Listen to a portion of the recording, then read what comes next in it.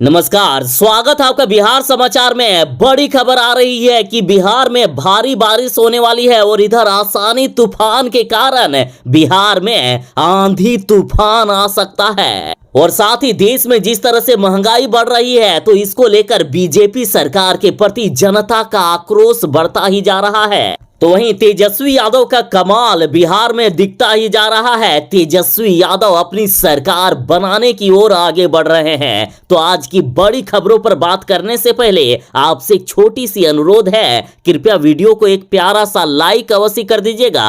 आपका लाइक करना ही हमारी मेहनत का फल होता है।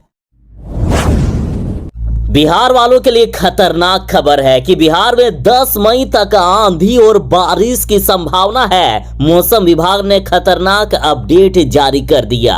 एक तरफ जहां बिहार में भीषण गर्मी से राहत मिल रही है तो वहीं बिहार में भारी बारिश से लोगों की परेशानी भी बढ़ गई है। मौसम विभाग ने कहा है कि 10 मई तक पश्चिमी, उत्तरी और उत्तरी पूर्वी बिहार के तकरीबन सभी जिलों में हल्की से मध्यम बारिश के आसार हैं। साथ ही मौसम विभाग के अनुसार बिहार के जिन जिलों में सबसे ज्यादा बारिश होने वाली है ये जिले हैं पश्चिमी चंपारण, पूर्वी चंपारण, सिवान, सारण, गोपालगंज, मधुबनी, दरभंगा, शिवहर, मुजफ्फरपुर, वैशाली, सीतामढ़ी, समस्तीपुर, किशनगंज, सहरसा, अररिया, पूर्णिया, सुपौल, मधेपुरा और कटिहार। इसके साथ ही बिहार के कई अन्य जिले हैं जहां बारिश होने वाली है। मौसम विभाग के अनुसार बिहार में 10 मई तक बारिश होने वाली है और इसके बाद बिहार में आसानी तूफान का भी असर दिख सकता है। उसके कारण भी बिहार में भयानक बारिश और आंधी तूफान आ सकता है।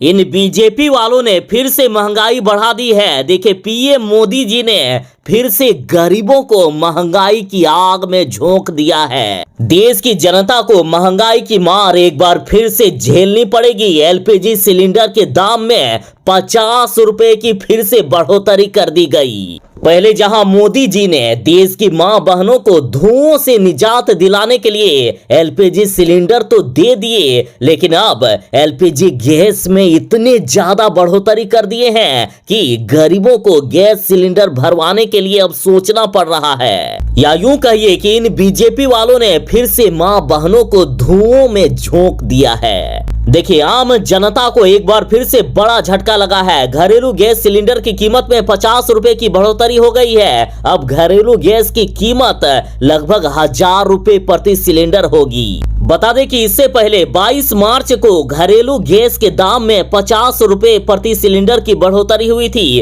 और अब फिर से 50 रुपए बढ़ा दिए गए। तो वहीं 5 किलो के एलपीजी सिलेंडर और 19 किलो के कॉमर्शियल गैस सिलेंडर की कीमत में भी बढ़ोतरी हुई है।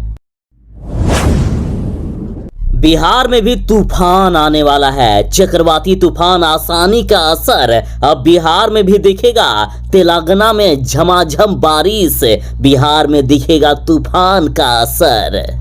देखिए, एक भयानक तूफान आया है जिसका नाम आसानी दिया गया है और खतरनाक खबर तो ये है कि इसका असर न सिर्फ तेलंगाना, आंध्र प्रदेश, ओडिशा, पश्चिम बंगाल जैसे समुद्री राज्यों में होने की संभावना है, बल्कि झारखंड, बिहार और मध्य प्रदेश में भी झमाझम बारिश हो सकती है। जरा ध्यान दीजिए कि अगर चक्रवात अपनी गति से बढ़ता रहा तो 10 मई के बाद बिहार में भयानक बारिश हो सकती है। साथ ही आंधी तूफान भी आ सकता है। ये तूफान इतना भयानक है कि इसके असर को देखते हुए तेलंगाना में राष्ट्रीय आपदा प्रतिक्रिया बल और ओडीआरएफ की 20 टीमें अलर्ट मोड पर है।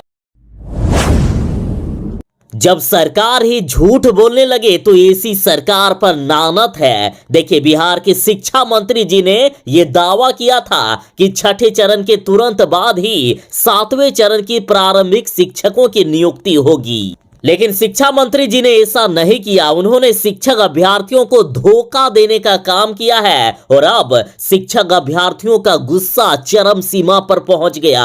7वें चरण के शिक्षक नियोजन की मांग को लेकर शिक्षक अभ्यर्थियों ने पटना में अनिश्चितकालीन धरना दी है। प्रदर्शनकारी अभ्यर्थियों का कहना है कि जब तक शिक्षा मंत्री जी लिखित में हमें कोई आश्वासन नहीं देते हैं तब तक हमारा ये आंदोलन चलता रहेगा। इनका कहना है कि हम सभी कई बार शिक्षा मंत्री जी से मिल चुके हैं, जनता दरबार में भी जा चुके हैं, लेकिन संतोषजनक जवाब कोई नहीं देता है। अभ्यर्थियों का कहना है कि सरकार उनके खिलाफ लगातार वादा खिलाफी करती जा रही है, केवल वादों का झुनझुना पकड़ाया जा रहा है। शिक्षा मंत्री की तरफ से यह कहा गया था कि छठे चरण की प्रक्रिया पूरी होने के बाद 7वें चरण की प्रक्रिया शुरू की जाएगी, लेकिन उसके बाद वे चुप बैठ गए। राहुल गांधी ने आरोप लगाया है कि प्रधानमंत्री नरेंद्र मोदी जी के कारण देश में हर घर में बेरोजगारी हो गई है। 45 करोड़ ने तो छोड़ दी है नौकरी की उम्मीद। और ये बातें राहुल गांधी ऐसे ही नहीं कर रहे हैं, बल्कि उन्होंने पूरे सबूत के साथ कहा है। देखिए, centre for monitoring Indian economy की रिपोर्ट के हवाले से उन्होंने कहा है कि साल 2017 से 2022 के बीच कुल श्रम भागीदारी दर 46% से घटकर 40% हो गई है। यानी लगभग 2 करोड़ 10 लाख श्रमिकों ने काम छोड़ दिया है और केवल 9% पात्र आबादी को ही रोजगार मिला। इस रिपोर्ट में कहा गया है कि भारत में अभी 90 करोड़ लोग रोजगार के पात्र हैं, जिनमें से 45 करोड़ से भी ज्यादा लोगों ने अब काम की तलाश छोड़ दी है। राहुल गांधी ने कहा है कि युवाओं के भविष्य के लिए इससे बड़ा खतरा कुछ हो ही नहीं सकता। जीतनराम मांझी जारी करेंगे तेजस्वी यादव का रिपोर्ट कार्ड। राजद ने क्या क्या पाप किए हैं, लालू यादव तेजस्वी यादव ने क्या क्या कांड किए हैं, इसका रिपोर्ट कार्ड अब जीतनराम मांझी की पार्टी की तरफ से जारी किया जाएगा। अब जीतनराम मांझी राजद के साथ लालू यादव और तेजस्वी यादव की पोल जनता के सामने खोलेंगे। इन लोगों ने क्या क्या बड़े कांड किए हैं, ये जनता को अब बताया जाएगा। और राजद का ये रिपोर्ट कार्ड जीतनराम मांझी के बेटे संतोष मांझी 5 जून को जारी करेंगे। सीधा सीधे मांझी के बेटे ने कहा है कि बहुत ही हो गया, अब राजद वालों की मनमानी, अब इनका रिपोर्ट कार्ड जारी करो।